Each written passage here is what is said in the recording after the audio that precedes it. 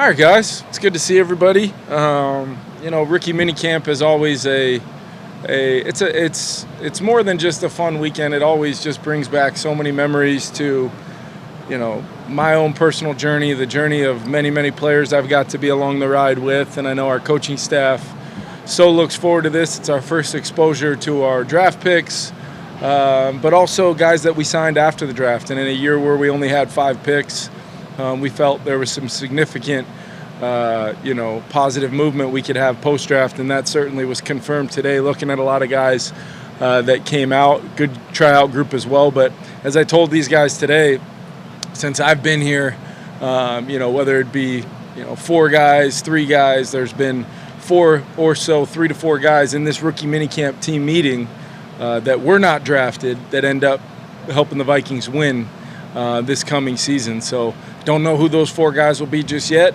but I told them all they all have the same opportunities that Ivan Pace and Bo Richter and other guys had throughout my time here. And then we've got even greater stories of guys like C.J. Ham coming as a tryout and obviously being one of our captains and foundational guys. So special weekend kicking off.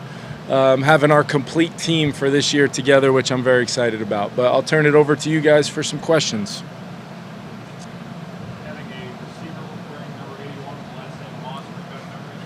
Yeah, it was. I was excited when I saw that, and hopefully it's an exciting thing for him, and he feels like he can come here and compete and learn and be around one of the best receiver coaches in the NFL and see what happens. But no question. That was an awesome thing to see 81 and the Vikings helmet, and knowing my own personal history with his dad is an awesome thing. Not since whenever he was initially going through his initial cancer treatments and everything, but I'm sure we'll hopefully be able to connect soon. And no bigger fan of Randy Moss than me.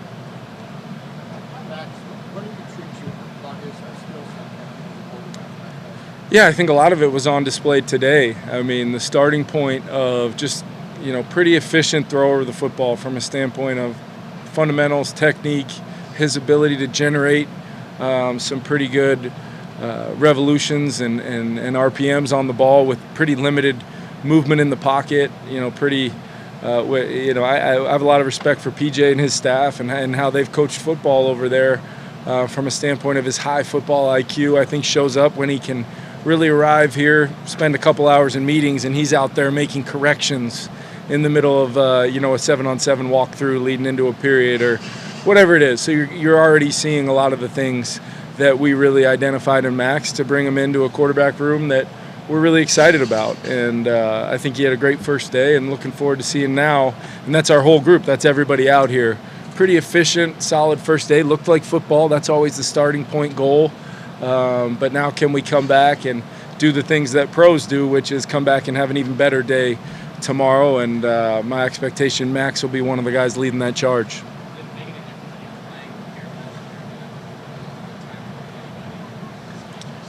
Well, it did from a standpoint of the new rules with pro days, because I always like to get over to the Gopher Pro Day, not only to see, PJ's had some really good rosters, but also to support what he's doing over there.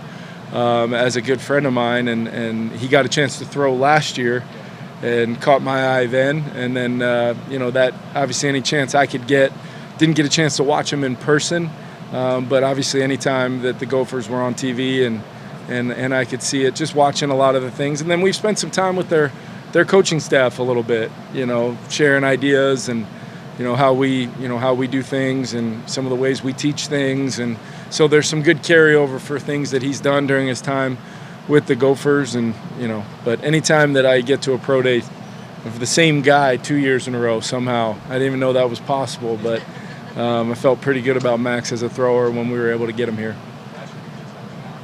Yeah, they allow the underclassmen now to throw, which is a huge thing, because you get a dry run at a pro day, you get in a lot of ways probably not with the same amount of preparation, which made it even more impressive because I thought he threw the ball really well both years. Outside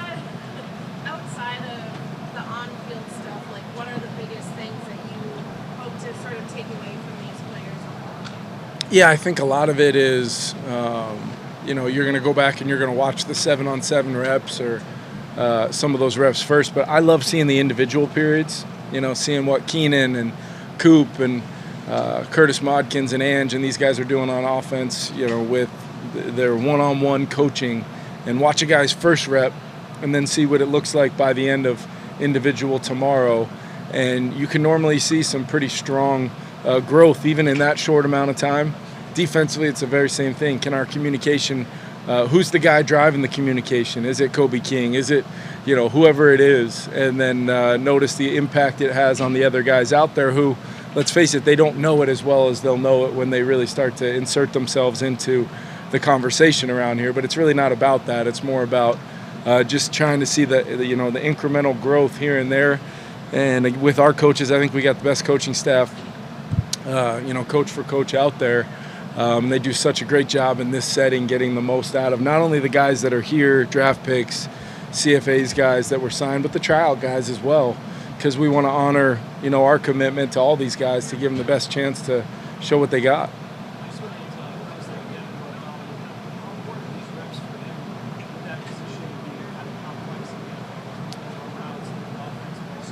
Yeah, it's a great question because really all three of those guys in camp here, they're on our roster because we only had two going into the draft. So we really identified all three of those guys for in different ways where how they would fit with the other two guys that we feel so great about, and TJ and Josh.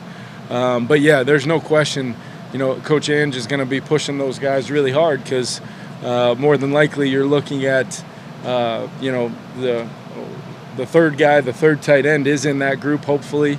And then we hope the other two are pushing right there to either make it a hard decision on keeping four or what's it look like on the practice squad and all those things. But critical.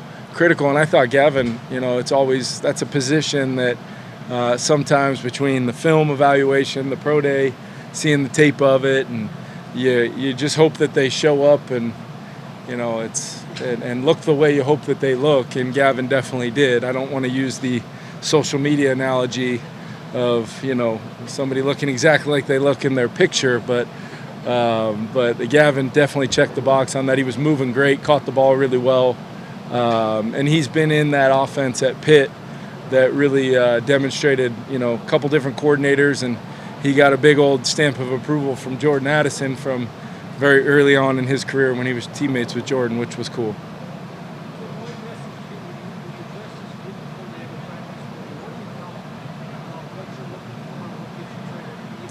Yeah, it's always important for me to start out, and I always congratulate them. I want to honor the fact that these guys are going to be wearing Minnesota Vikings helmets and NFL uniforms in a lot of ways, and I remind them to make sure they realize, think back to that state championship high school team you had. Think back to that, championship, junior high team you had, and how many of those guys do you see sitting in this room right now? And for the most part, most of them, I've never had somebody say, well, I actually won it with that guy right over there. So the message holds up from a standpoint of it's an honor. It's it's something these guys have been working their whole lives for. But at the same time, two things: it's just football, and your real journey's actually just beginning.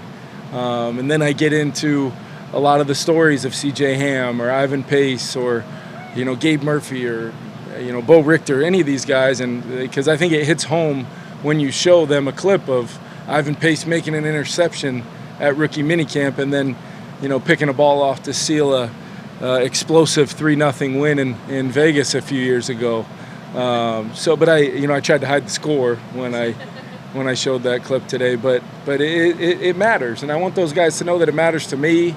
Matters to our coaches, and they're going to get the best of what we got to coach them up this weekend, and then we'll let the chips fall where they may. But don't have a fear-based outcome of if I don't do this, then my career is going to be over. Or I better not drop a ball, or I better not throw an interception.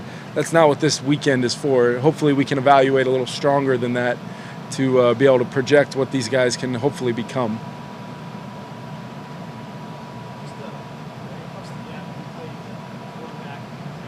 Yep. Yeah.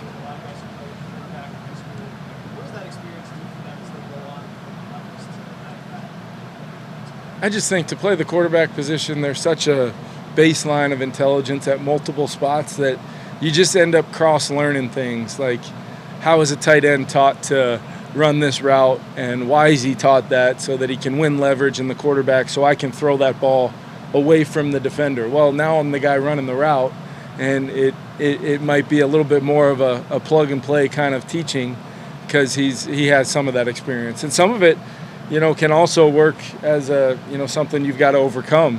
Preconceived notions of, I don't do this. I know I'm not getting the ball in cover two, so do you still get the same route? Do you still get the same, so I think it can work both ways, but as far as my experience with it, it's been a positive for the players that we've been around if they've got that kind of club in their bag.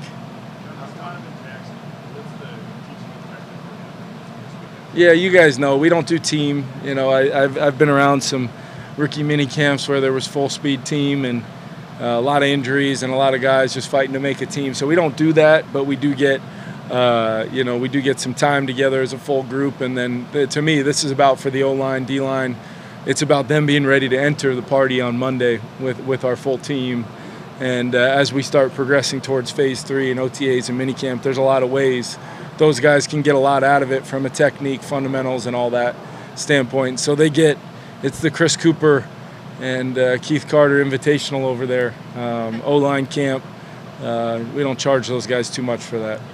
Last one to mark there. What did you like about Trey Stewart and whatever you guys keep around running backs to bring in? Yeah, I think, we wanted to really try to find, looking at Aaron and Jordan and Ty and obviously Zay, who's got a chance to get some reps out here today. We just wanted to find some skill sets, some explosiveness, some physicality. We wanted to find that, much like what we were thinking with the receiver room. We wanted to find some traits in a Ty Felton, explosive, a guy that can fly, 4.37, hands catcher, away from his body, multiple positions, smart enough, tough enough to do a lot. Like, that's what we were hoping to kind of accomplish. And as guys were getting picked there, we were fortunate to have a chance to bring him in. And now he just goes into a competitive situation, and what that looks like is you truly never know. And everybody talks about quarterbacks and receivers and how spread offenses and how it's hard to evaluate. I think the running back position has become more difficult, especially down the line as you go on and so forth into the draft, because we're going to be in the gun quite a bit. We're going to run the ball out of the gun quite a bit, but we also need to know if a guy can stand in the dot and run wide zone, run downhill, tight zone, gap scheme.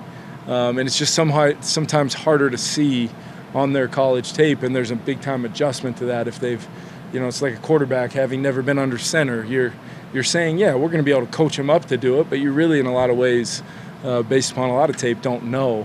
So, but early, response and everything, and hopefully get him out here doing a little bit more as we go. Can you teach a guy that size to protect the passer? How do you do that? Yeah, I think there's a good example of it, really right in our room. I think Aaron Jones is one of the best pass protecting, quote unquote every down type backs we have in the league, and he's not necessarily the biggest, strongest guy, but show me a guy doing some of the things that Aaron does, snap in and snap out. And I know body types are a little different, but you get the point. So much of it is fundamentals, technique, and a willingness to do it because it is a thankless job at times.